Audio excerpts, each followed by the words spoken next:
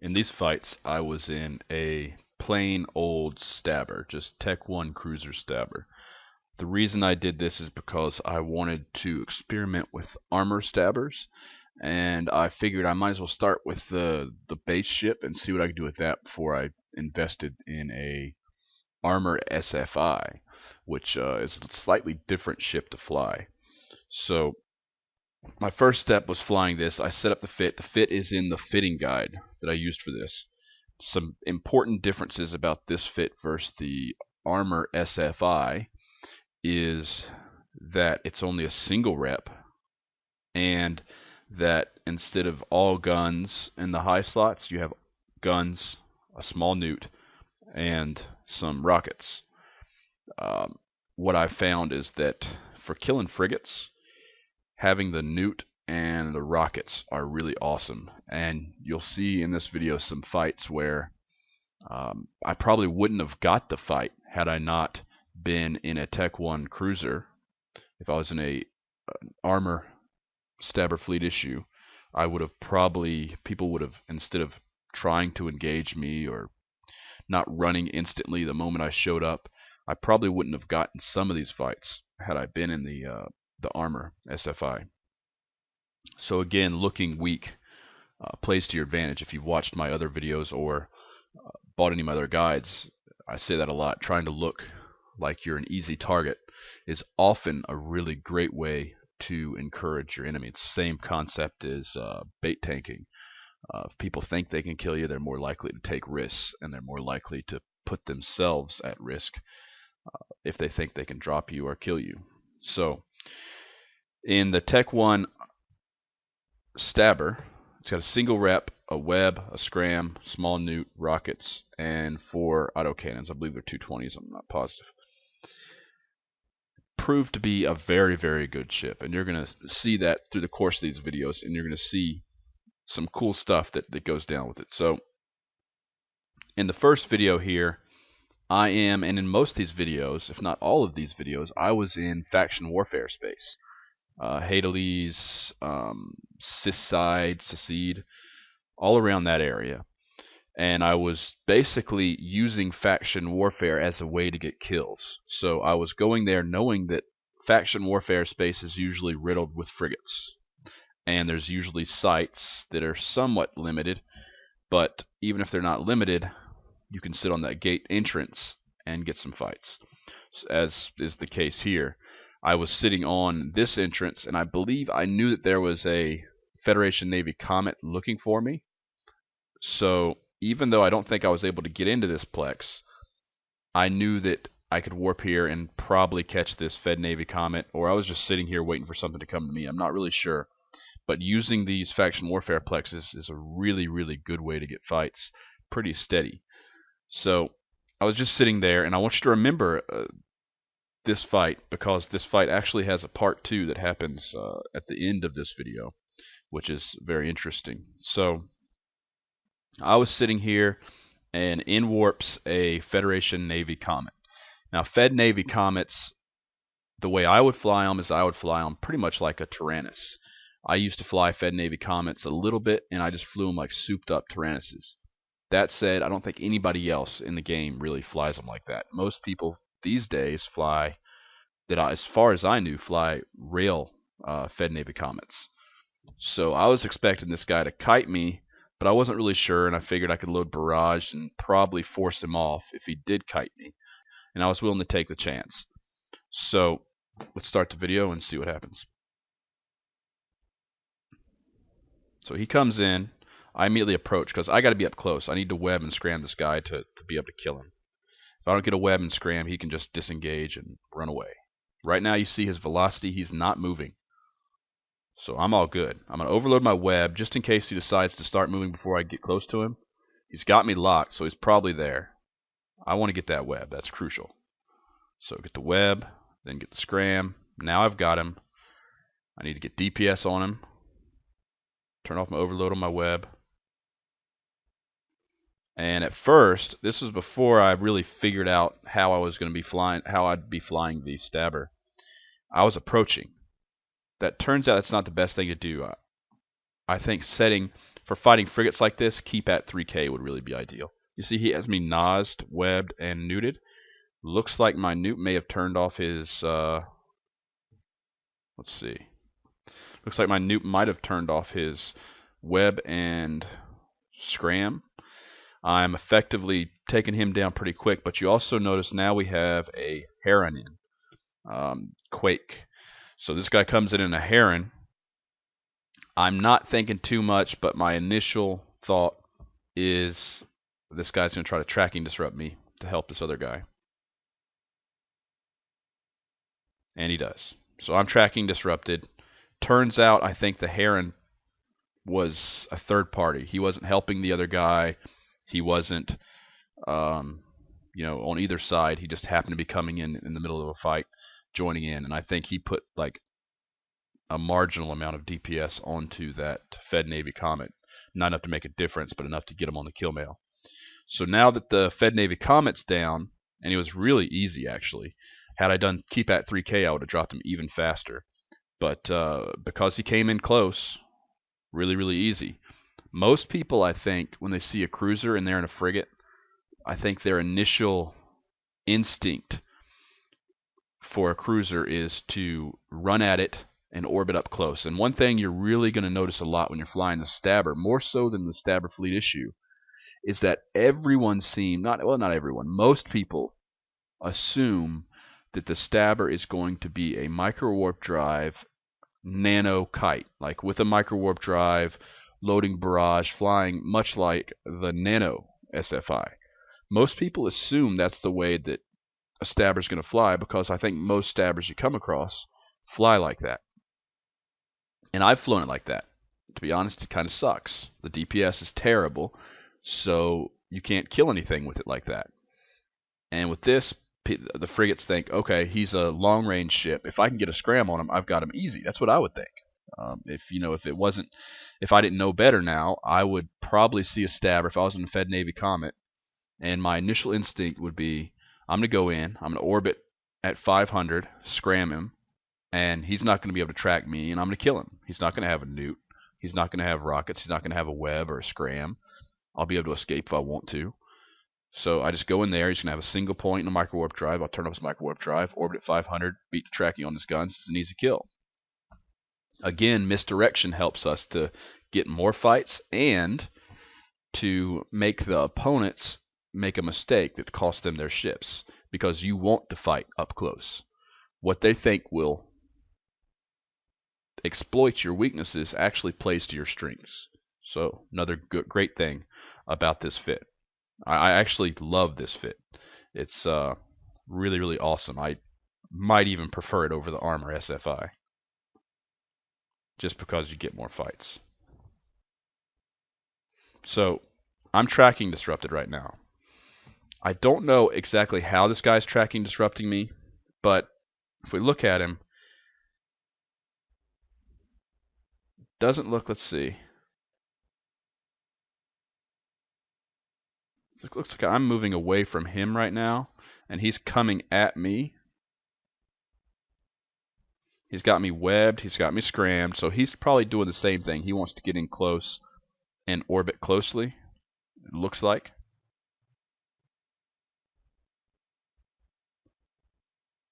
That's fine with me because he goes in close, and then I can get that newt on him. Newt turns off tracking disruptors, webs, all that other good stuff. So I'm on him now. I'm barely moving. I don't know what I'm doing now, if I'm set at keep at or approach. Right now, since he's kind of breaking away, approach would be good. He's going down pretty quick. And he dies. So he ended up being relatively easy, a little bit harder than I thought. If you look there, like the Fed Navy Comet never even got into my armor. But if we go back, you can see this this heron, and you think a heron. Again, I have to give respect to him. Great use of misdirection. You see a heron, and you'd think, well, that's a scanning ship. That's kind of like crap T1 frigate. I wouldn't expect anything out of that. And he was actually much more capable and a much more difficult opponent than the Fed Navy Comet. So he got into my armor, and he was doing good DPS. His tracking disruptor was working okay, but it didn't help him with the newt or the rockets. and because I had a web and I was kind of set up for short range, it didn't remove all my damage from him. Let's go to the next video. So remember that fight, because it'll come back again. Not the same fight, but very similar one. So in this video, I was in Secede, however you want to say that. And I was still looking around for fights. I have shield damage. I think on the gate on the way in here, there was a Naga or something way off the gate that like shot me down into low shields or into armor or something. And I just warped away, and no big deal. So my shields aren't quite full. No, actually that's not true. Maybe it's on the other side of the gate, because I just jumped in. You can see I'm on the Aga gate, and I'm warping to this Amar medium outpost. I've scanned it to 5 degrees using the tracking function, which if you don't know about yet, you definitely need to learn about. Using the tracking, you select something, select that tracking, or check that box, put it on 5 degrees, and it automatically does a 5-degree scan. So what I do is first I'll do like 180s till I find them, then 90s, 30s, 15s, and then I'll start using the tracking function. I don't use the tracking function until I've got it down to a couple choices, and I really want to narrow it down. So in this case, I found that there is a Thrasher, Dragoon, Algos, and they are all in this Amar medium outpost. Now I can get into a medium outpost, so that's very interesting. The Dragoon and the Algos, I still don't really know these new tier 2 destroyers very well. I know the Thrasher is pretty good, and he could put good DPS on me, but I think I could take him. So even if all 3 are there, I think I have a really good chance of taking these guys. My biggest threat would be if one of these tier 2 destroyers kites me, then I'd be forced to use barrage, and hopefully I could force them off, and hopefully they couldn't do enough damage to me. Best as I can recall, the Dragoon is Newt and Nas bonused, and the Algos is drone bonused, if I recall correctly, but I haven't flown them yet, so I could be wrong, and my bad. I went in, my initial concern, I think, as I was going in, was, I plan as I'm going in, and you should do the same thing. Plan on what you're going to do when the fight starts. Have a plan, and plan on what's going to happen, maybe have a few backup plans. And once you're in, then start planning on how am I going to get out if this goes bad. So always kind of be thinking about a few steps in advance, or have a couple things in mind so you don't have to completely create plans while you're fighting, which is never a good idea. So as I'm warping in, I'm thinking about this, and I'm thinking, okay, which one am I going to engage first, given the chance, the equal opportunity? And I think, okay, I think I'll engage the Dragoon. I've got an active tank. If he's got a bunch of newts or something, I'd rather not be newted really bad. So I think I'm going to kill him first to get the newts off the field. Then I can worry about the DPS from the other 2 ships, because the other 2 ships would be mostly DPS. So I'm coming in. You saw I checked scan before, and I looked at scan to see what was there. There's lots of ships on scan, but that's pretty normal for the system. I didn't really think they were necessarily with these guys, and the fact that it's a Plex isolates them. So one more tip about fighting in Plexes is you can see my scan range up there in my overview. Not my overview, my directional scanner. I've basically went up there and removed the final number off it. So it was 2 billion whatever, and I think it ends with a 7. And I basically just erased the final digit off that, which instead of being 14 AU is 1.4 AU. So now none of those other junk ships that I know are all over the system, and I don't know if they're really coming or not. And it does no good to know that there's 100 ships in the system if you don't know which ones are coming for you. So remove the last digit. Instead of 14 AU, you got 1.4 AU, and now you know exactly what's coming. So once you're in the Plex, that's, I think, usually 1,000,000 kilometers, or you can see, I think it says here 10,000 kilometers. Once you're in the Plex, you can run your directional, and nothing will show except for ships that are coming. So you'll know exactly when and what's coming, and you'll know before it comes. So here we go. I'm warping in. I'm hoping I land right on top of them. These plexes are good because you can land right on top of the target a lot of times, or you can sit at 0 and force them to land right on top of you, which for us is a good thing because we're close. We fight close. Come in, you can see now there's a pod. So coming in, I already know, okay, there was just a fight. The Algos and the Dragoon just killed the Thrasher. Come in, and just my luck, the Dragoon is the closest target. So because the Dragoon's closest, and because I'd rather get his newts out of the way first, because they're a bigger threat, he gets locked first, and I get everything set up. Really should use F keys to activate all my modules, but bad habits. Engage. Go ahead and prime my armor rep to be overloaded, because really most fights you're not going to have time to burn out your armor rep. Most fights are going to end before that, and like I say in my overloading video, in a lot of cases it's better to use your overload at the beginning of the fight and not the end of the fight, because it's going to have a bigger impact on the fight. As you can see, I'm going into armor relatively quickly. I'm also taking this Dragoon down pretty fast. He's barely moving. You see he doesn't have much transversal. Overloading my guns because I want to drop this guy real fast. You see he does have a newt on me. So I'm keeping him. Tracking's minimalized. You see he's not really moving across the screen. I've got my ship kind of moving away from him, keeping him at 3K. I've got keep at set to 3K. So basically he's just sitting there kind of approaching, sitting still, straight line of sight. You could hit him blindfolded. Real easy to track. And I'm doing really good damage to him, which means I'm going to drop him, and it's pretty good. So now I'm going to turn on my armor rep because I'm going into armor. Or you can argue that in this case I really should have turned that armor rep on before I went into armor, so that the cycle would have came sooner, because the rep comes at the end of the armor cycle. So usually if you're going through your shield, you want to turn on your armor rep somewhere around 20% shield, depending on what ship you're in, so that your first actual rep comes just after you take armor damage, and that way you're more likely to get more reps in before you die if they do have enough DPS to take you down. And right now it looks like, as it stands, they are defeating my tank. So they're doing more DPS than I can take. But I've dropped the Dragoon, which removes probably almost half of the DPS. Not quite half, I'd say. So not quite half the DPS is now off the field and done. But before that, I had already locked up the Algos, and you got to think ahead. So I already knew that once I drop this guy, I'm going to Algos. I'm not really... A lot of people might be panicking at this time. I really, really, really strongly encourage you to not panic in fights. Don't freak out.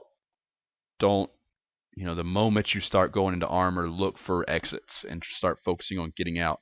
Because a lot of times you'll be so focused on getting out that you'll mess up and you won't execute properly to do damage to the target when you actually could have killed the target.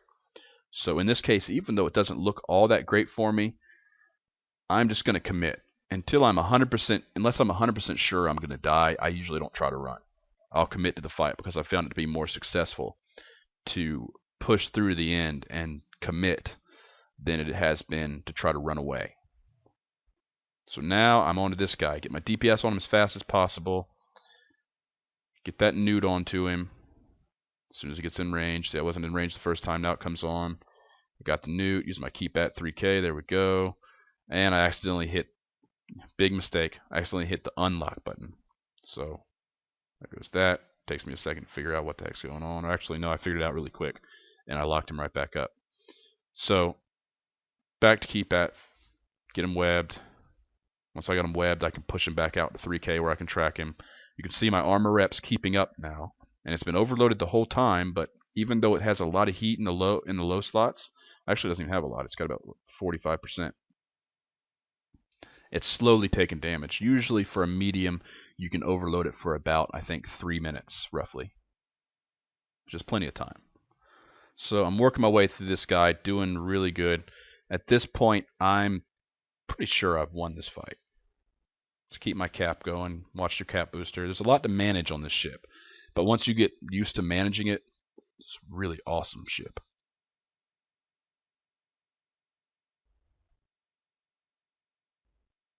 So you see there, I've got him in structure, and so now it's over. I mean, the rest of this fight really wasn't. I mean, at this point, the fight's just, there's nothing to it. Just keep him at the keep at range and keep engaging.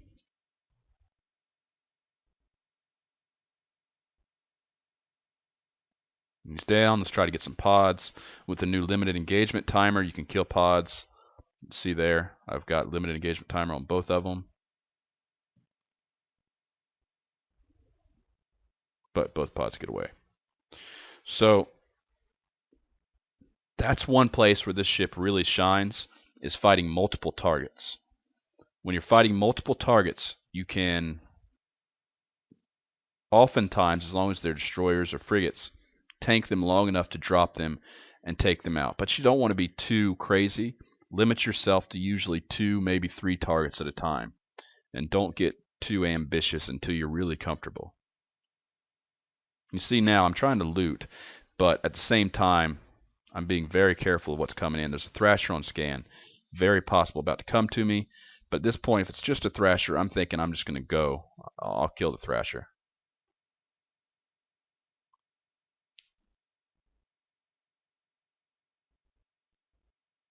So I believe what happened is I waited and the Thrasher actually warped off. Yep. See, he warped away. So he came to the gate, scanned, saw that I was in here, and then had a change of heart, decided to not warp in and die.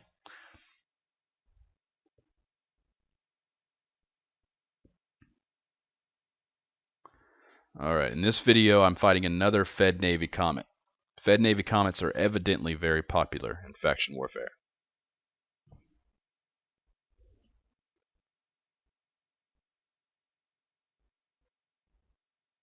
Changing my ammo. Gonna go with fusion, I believe. Yep. Usually Galante, you're pretty safe to go with fusion explosive damage. He's in this Plex here. Plexes are awesome ways to find targets. Scan's pretty clear as a mana core. I'm not too worried about it.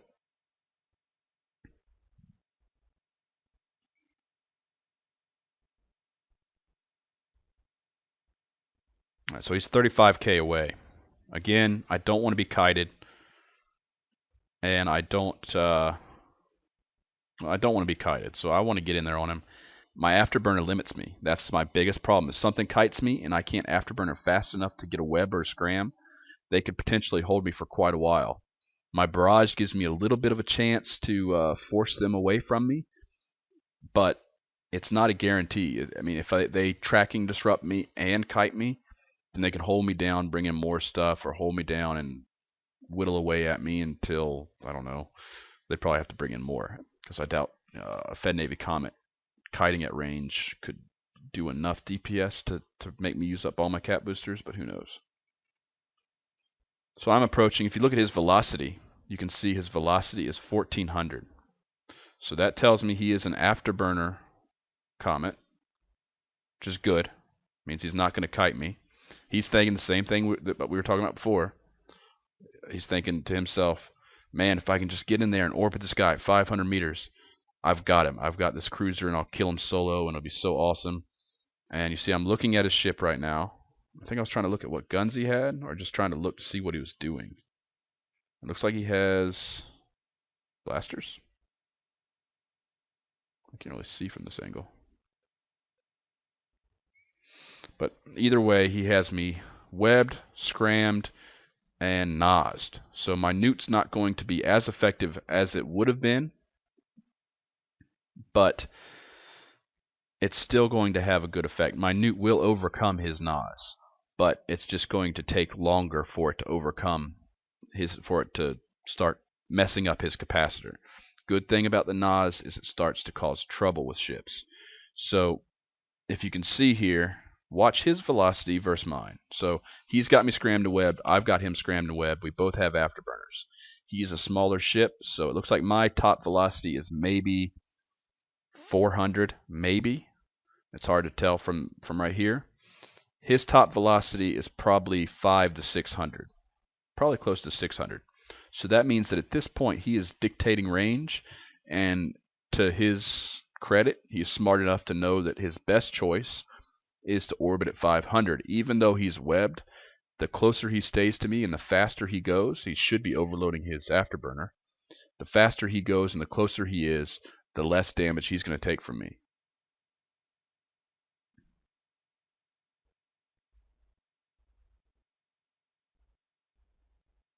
As you can see, I'm not doing all that great of damage to him. He's able to stay close enough and fast enough to where all that's really doing good damage to him is my rockets. My guns are kind of slightly doing a little bit of damage, but not much. Luckily, he's not doing a whole lot of damage himself, so it's not a huge threat right now. I'm turning off the overload because I can see he's not putting out a lot of damage, and I don't want to risk burning out when I'm not going to need to overload to perma-tank this guy or to tank him for a long time. But you can see he has an active tank as well, and he is repping me. So at this point, it's going to be a long fight, and if it goes on too long, it's not looking good. But ace up my sleeve is the Newt. Keep an eye on the modules he has active. You can see them here above your hit points and stuff, and you can also see them up in the overview, what he's using. So right now he's got the web and the scram, which means he's dictating range, and I can't push away from him to track him and kind of get a step back a little bit so that I can hit him. Now watch. Actually, no, not yet. So I'm thinking I'm not hitting this guy. My guns aren't hitting him, and my rocket's not doing enough DPS to overcome his tank. So I need to do something quick to be able to track this guy.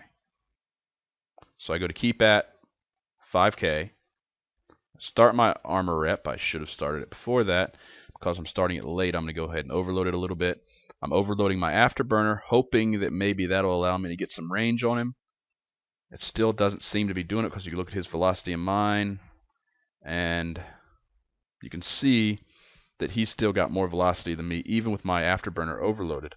So I try to overload the guns to get a little bit of tracking. I do get some hits on him, but it's not looking all that great.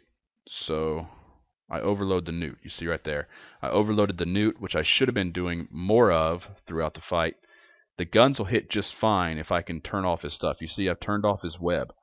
So what I should have been doing the entire fight, really, once I saw that he was able to stay up close, is I shouldn't have wasted heat on the guns. That's just using up too much of my overload. I should have only put heat on the Newt, because that's what was really going to be the crucial part of the fight. The Newt's what won me the fight. Had I not had the Newt, there's a very good chance I would have lost. Probably would have lost. But because I have the Newt, I'm able to back him off. See the range going up? He's at 4k. He's pushing out to 5k. At 5k, he's turned into me. He's still got orbit selected, so now he's actually approaching. He's approaching, but I'm faster than him. You can see I'm moving 785. He's moving 561. Because I'm faster than him, I'm able to basically keep him perpetually approaching at 5k, which, again, straight line, my guns can track without even moving. So now I'm getting like perfect shots on this guy, and he just doesn't stand a chance.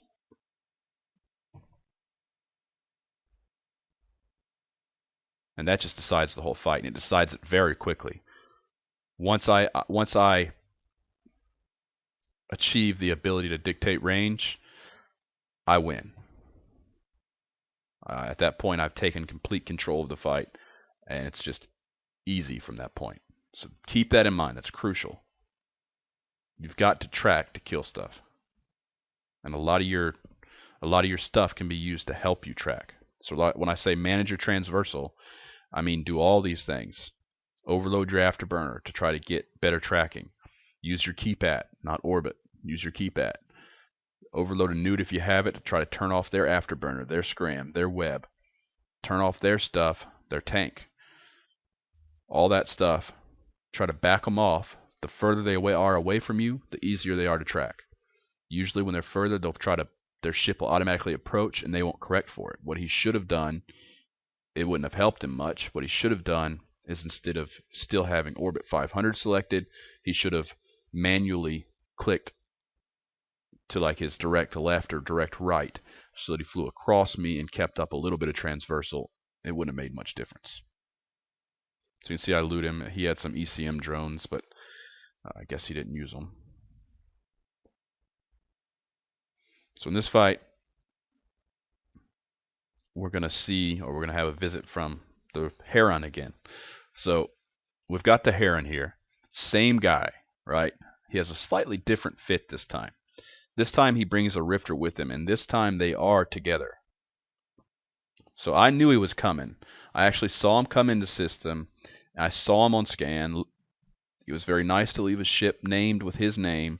I knew he was coming, and actually, if you look there, the Rifter has his name, so he must have gave it to this other guy. And this other ship that he's in has some other random name. So in that case, either way, I knew it was him coming, a Heron and then a Rifter with his name on it. I knew he was coming into this plex. Sat there and waited. I figured it could be a trap. He could tackle me and then bring 5 more frigates or something. I didn't know. Didn't care. I'm in a cheap stabber. It's like, what, 20, 30 mil? I've had, at this point, I think most of these fights in this video took place. I'm pretty sure most of these fights in this video took place over the course of like one night, maybe 2, 3 at most. I didn't go through a whole lot of these stabbers. I just went through 1 or 2 of them and got tons of fights and tons of kills with it. So really awesome. I definitely recommend it. Anyway, so he's back. I want to fight him. I beat him before. Usually if they come back and for revenge, they're going to come back knowing what kind of ship you have, which puts you at a disadvantage.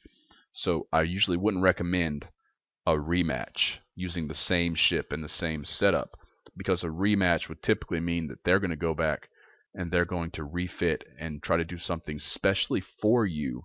Now they know, because he knows I'm not going to try to nano kite and microwarp drive at 20k.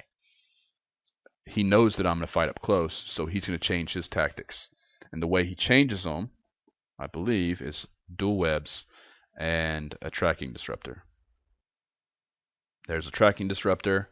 I'm on him. I immediately prioritize. I know the Heron is the biggest danger to me. The Heron is, his tracking disruptors potentially could cause me a lot of trouble.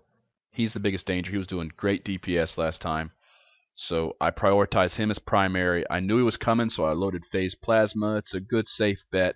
I didn't know if he was armor or shield, because his mid slots are so full of tracking disruptors and stuff. I figured it was probably armor, but phase plasma is a really safe bet either way. If you're not sure, thermal's a good safe bet. So you can see I'm engaged. I'm already doing huge damage to him. I get a really nice hit or 2 as he's coming in. Don't have my web on him. I should. I'm too busy locking that Rifter. So there we go. Finally get the web on him. And you can see what he's doing. He's got me dual webbed.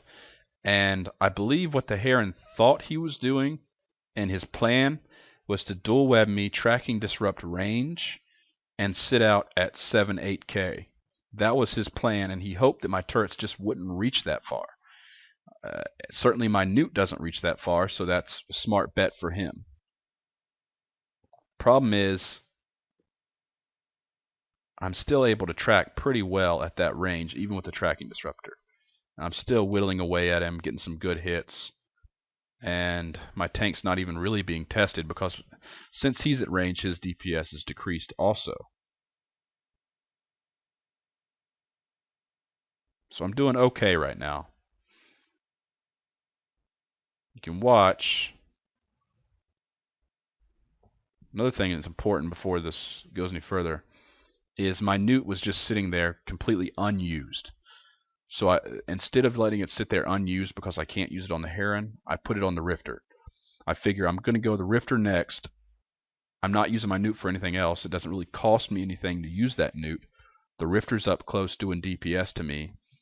I can't do a whole lot to a Rifter with the Newt, but putting it on him means that if he does have any kind of active tank or afterburner or anything like that, once I do fight him after I kill the Heron, it's going to be a lot easier to kill him, because once the fight starts between me and him, he's going to have no capacitor or very low capacitor, which means that he's going to be nice and soft for me when I do move on to him.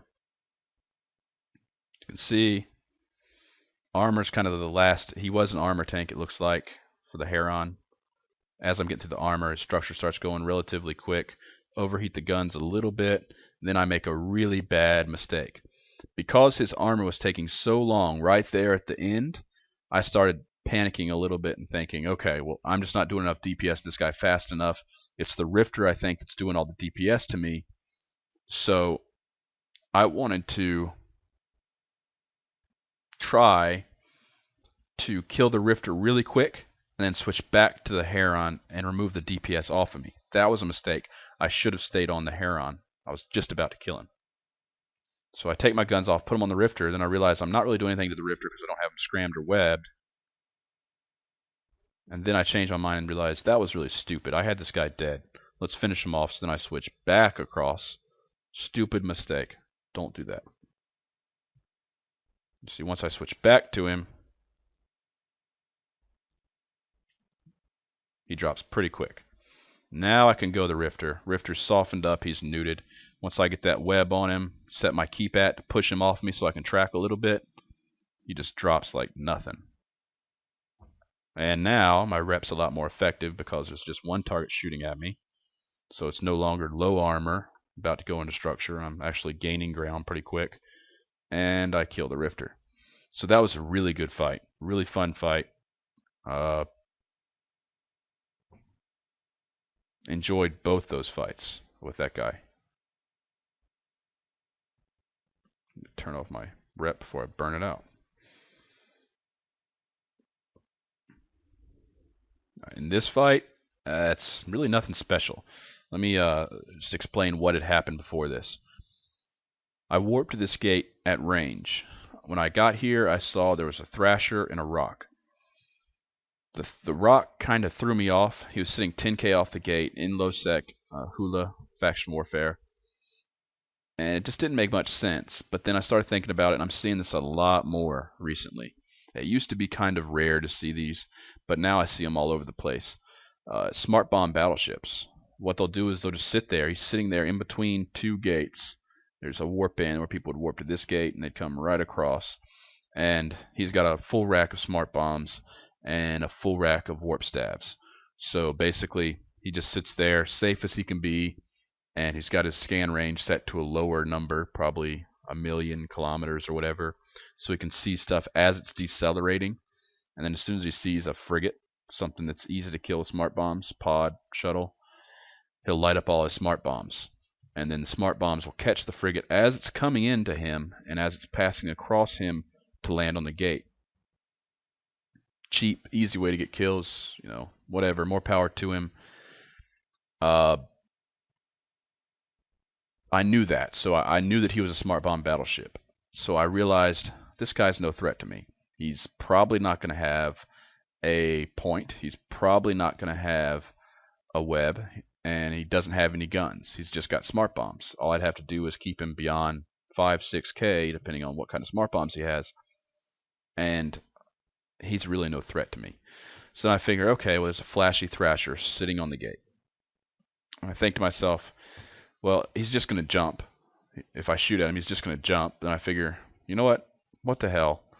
There's really no risk right now. There's no risk engaging this Thrasher. Maybe he'll fight me. So I give it a shot.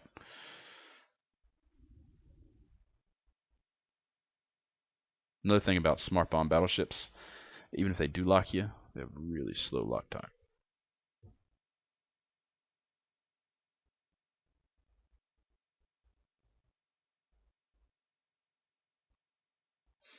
Had a couple ships coming in, so I was a little bit worried for a second until I looked. It was an Ibis and a Prowler, so no worries on that.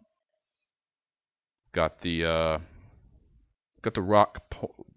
I got the rock locked just in case he has an afterburner or something and he comes in. If he comes in close during this fight, I want to have him locked so I can web and scram him and push him back and keep him at range and stay off his smart bomb. So I'm just getting ready just in case, even though he can't smart bomb directly on the gate. If he was to just like maybe point and web me and put drones on me or something, I'd want to have the ability to web and scram him and then burn outside his range to escape. So I engage the Thrasher on gate, just start engaging, fit him. I hit him hard from the start. See what happens. He just sits there. No movement. Doesn't shoot me. He just dies. Just tells you, if you really have no risk, you might as well try. My biggest risk was that he'd be a good Thrasher and test my tank, or that he'd point me and they'd warp in more stuff. But in that case, he just sat there. He didn't jump to high sec. He didn't red box. He could have jumped away to safety the entire time. I'm guessing AFK. I have no idea. But it shows you, take your chances. Even if you assume the enemy is going to be smart enough to jump away, it doesn't always mean they are.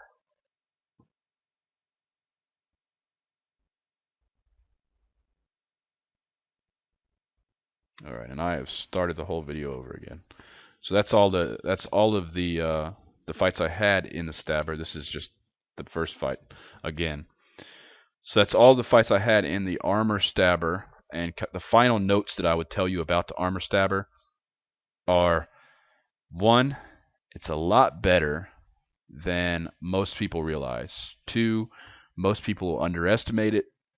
And 3, misdirection is going to work to your favor in a big way, because people are going to come in close thinking that's the way to counter you when that's exactly what you want. Beyond that, it's primarily a frigate killer. Keep that in mind. It's primarily a frigate killer, destroyer killer. Against other cruisers, you're going to have a little bit of trouble. You may be able to have enough transversal on something to avoid damage, but I wouldn't count on it, because if they can web you, you're really screwed. There are cases, I mean, you can't really use the same cheat sheet for this as you can. It's similar, but not exact. So, like in the case of a Thorax, you probably could stand off and hit him from 8-9K and do pretty well. In the case of a battle cruiser, there's a chance you'd be able to take him maybe against a lower skilled or medium to lower skilled Drake. Your afterburner and armor rep would be enough to keep you alive while you killed him. So really, again, your best targets are smaller than you or bigger than you. But in general, targets that are the same size as you are probably not good to engage. Other cruisers, Tech 1 or Tech 2, not the best targets for you. But this is a great ship. People underestimate it. They come in close, which is perfect, and you get lots of fights, which for me, I really don't care about anything else. You can give me the most expensive ship in the game or a ship that gets non-stop fights, and I will take the ship that gets non-stop fights over the ship that's the most expensive in the game, because if you're flying some blinged out expensive ship, you're probably not going to get fights, and if you do, they're going to be big blobs, and you're going to have to fight in the big blob, which, you know, people do, but it's just not the same. I'd rather have steady, good fights, and I'd rather feel like if I lose the ship, I really don't care. It's a Stabber. I can go buy another one for 20, 30 mil, whatever it is, and be right back out here in 20 minutes doing it again. And that's fun.